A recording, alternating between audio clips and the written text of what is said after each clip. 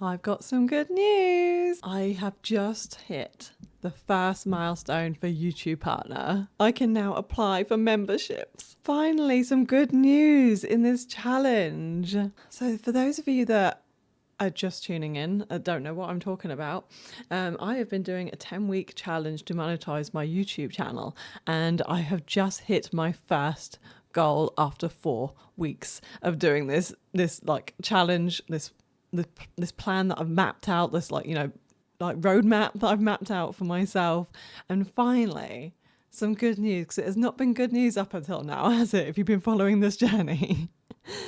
So this morning I checked my YouTube analytics, and I even said to my partner the day before, I said, tomorrow's the day.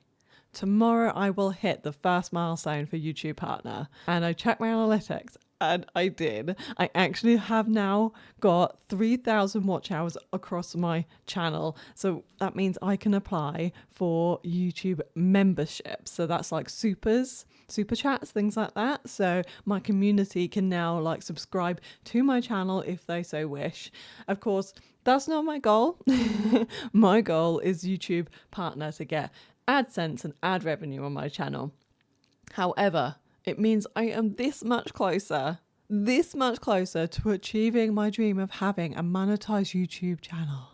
I'm so excited. I'm like buzzing that I'm like so close now. But as for those of you that have been following this journey, you will be wanting to know about my wins and struggles for the past week, for week 4, and also like my goals for week 5, and what basically how I got here, how I got to this point. If you haven't been watching this series, I will link the series like playlist down in the captions, or it will be up here carded, so you can click on that so you can go back and watch from the beginning. If you're perhaps maybe a content creator, gaming content creator, getting into YouTube. I personally am a cozy gamer. They're the games that I play. And for those of you who haven't met me, hi, I'm Wendy. So I have been focusing on this last week. So let's get straight into like wins and struggles for week 4. I have been working on live streaming. That has been my focus for weeks 4, and I literally have streamed six times, 6 days this week. In total, it's 7 because I also streamed last Sunday, like the Sunday before. So it was like 7 streams. However, I missed Friday because I had to go and pick my partner up, so I couldn't stream on Friday. But just for clarity, I've done 6 streams in week 4. So those are my analytics I'm covering today. Yeah, live streaming this week has been absolutely amazing. Not only has it been great for watch hours and YouTube subscribers. Why does YouTube call it subscribers but also memberships? This really confuses me. It should be followers and subscribers. That's what it is everywhere else. But it's really helped me to connect with you guys, with my community, and get to know you a little bit better. Several of you have hung out pretty much like on every stream this past week, which has been great. And that means a lot to me, to have people that want to hang out with me on my streams, because streaming can be incredibly lonely when you haven't got anybody to hang out with or like banter with and talk with. And that's where like restreaming really helps, and streaming like across multiple platforms, because then you have the access to like other audiences and other chats, so you don't always feel like you're alone when you're trying to start out streaming. Something I've struggled with on YouTube this week though is keeping an eye on the watch hours, because when you finish streaming, it tells you on your dashboard like how many hours have been watched, yeah? But after a couple of days, those hours disappear and replaced by your VOD analytics. Where those hours go, I don't know, because they still actually do accumulate and they do count to your watch hours, because like obviously like mine have been filtering through to my watch hours. That's how I got to 3,000. Otherwise I wouldn't be hitting 3,000 right now. But it doesn't show on the back end. It doesn't show on analytics. They even put in a little question into vidIQ asking people like, do watch hours count? What is happening to my watch hours? Where are they going, basically? And I couldn't really get a coherent answer out of anybody. I got a lot of just trash comments saying, "Oh, well, it's bots and they're filtering out bots." I'm like, I'm telling you right now, I haven't got bots watching my streams. Those hours have actually counted. They've just vanished off the analytics, but they are counting. So if you are thinking about streaming on YouTube and you're a bit worried about the hours not counting towards your watch hours because you can't see them, they do. I do not know where they are, but they do count. I mean, you can let me know in the comments if I'm wrong. However, I know my own analytics.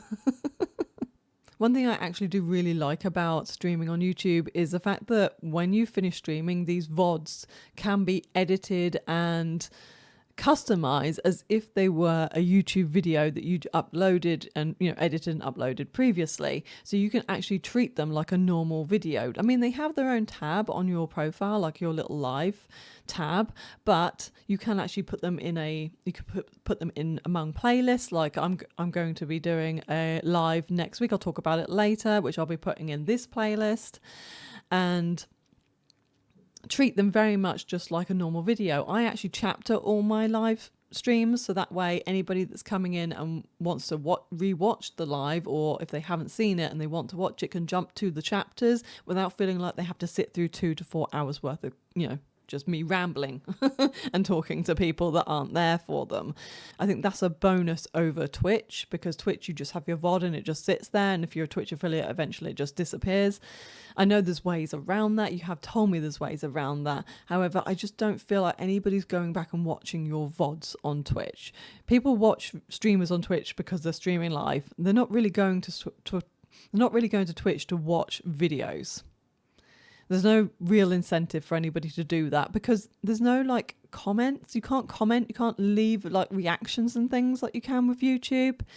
And I think that extra community aspect is a huge incentive to be streaming on YouTube. So let's go over my analytics for week 4 now. So just to remind you that I am doing this from the beginning of this series.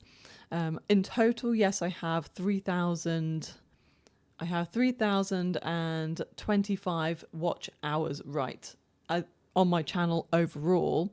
But from the beginning of this series, what I have gained in terms of watch hours, let me just calculate it. So I have gained a total of 655 watch hours since the beginning of this challenge.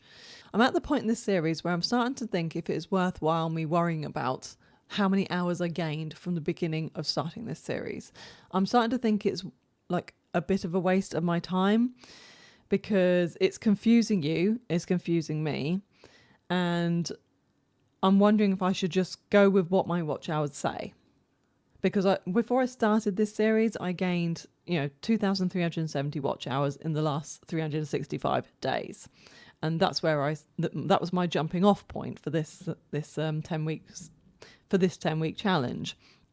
So feel like I'm confusing myself by trying to break it down as in how many hours I have gained for this challenge sort of thing. Let me know. Let me know in the comments if I should just scrap that. If I should stop worrying about how many hours I've gained in this challenge and just focus on how many hours I'm gaining across my channel. Because it is starting to get a bit of confusing for me, and if it's confusing me, it's probably confusing you, and I really want to simplify things.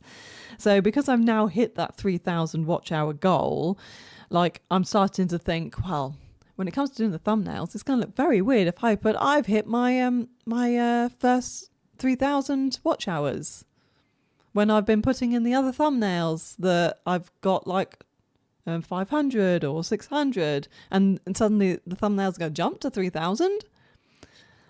I feel like there's going to be a disconnect there between week 3 and week 4. So I can't remember. I haven't actually done the thumbnail in advance for this video, so I don't know what I'm going to put in it. But you let me know in the comments if you think there's a weird disconnect, and I should just going forward should just focus on my own watch hours. So going forward into week 5, so that means the halfway mark, week 5 of this challenge, I wanted to do something a little bit special. Why did it look like I was just taking my hand away from my face? That's so weird. Yeah, I want to do something a little bit special to mark this halfway mark. So I've decided that for next week's video, this 10-week challenge, I will live stream it. So I will live stream it on Sunday. I've already put the schedule up in the Discord so you can see. It'll be 2 p.m. BST, that's UK time, on Sunday this week. So I will live stream going over my analytics, let you know how week 5 went, and just talk to you live, basically. Just answer any questions you may have.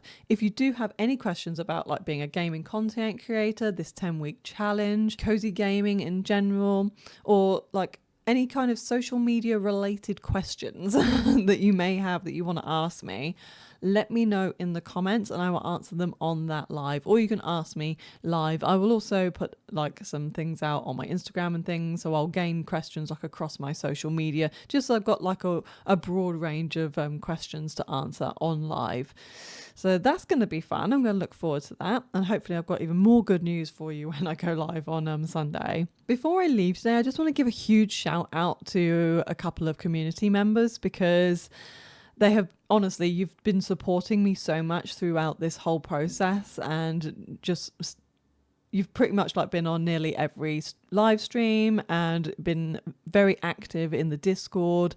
And honestly, I think I'm starting to call you my friends. So I'd want to give a huge shout out to Neon Luna. She actually has designed a new server icon for us in our Discord, the Cozy Millennial Gamers, and it is absolutely stunning. I'll put up a picture on the screen. I personally think I look like I belong in an episode of Family Guy. It's honestly stunning.